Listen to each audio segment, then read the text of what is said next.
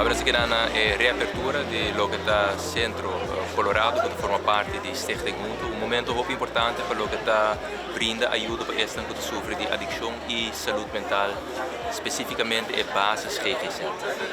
Mita quer é um momento importante para nós celebrar sobre essa aqui mês, riba o mês da quebra estigma e ser mais acessível.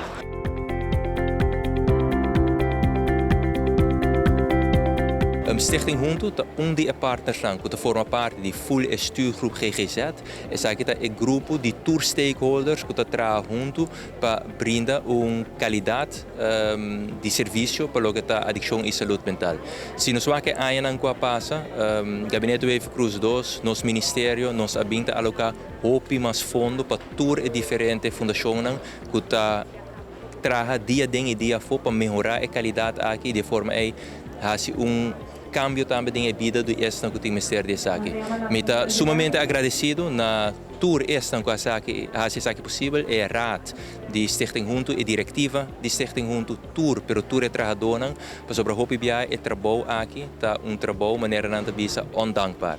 Pero tá trabalho aqui sim tá é um mais importante para liberdade há cambio, tem esse mais vulnerável, tem esse que tem mais mistério desse aqui. E não está impactar o indivíduo não só, está impactar na família não, está impactar full nos comunidade e pensei de coração me que bisa tour gente e tour profissional não que está trabalhando em feld aqui, mais dado.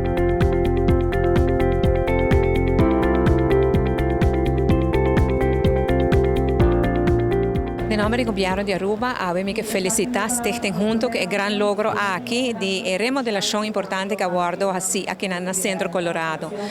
Para bem e danke também na ministra Rocochon para sua visão, sua determinação. Que desde o princípio, trouxe toda a gente junto de veld aqui e toda a gente põe na força junto para trabalhar no terreno de saúde mental e para combater a adicção. Hoje nós celebramos somente a inversão de infraestrutura, de bloco, de ferro. Hoje nós para que também é ser humano. A gente não trabalha com alma e corpo, no terreno aqui de saúde mental e para combater a adicção. E de coração, em nome do governo de Aruba, me agradeci pelo trabalho grande que você está fazendo, que você está fazendo, que você não sigue fazendo. E sabe que o governo está o governo está reconhecendo o trabalho grande e o governo está para você não está permitir que ninguém bagatelizar o trabalho grande que você vai fazer no terreno aqui. Que Deus abençoe cada um de vocês.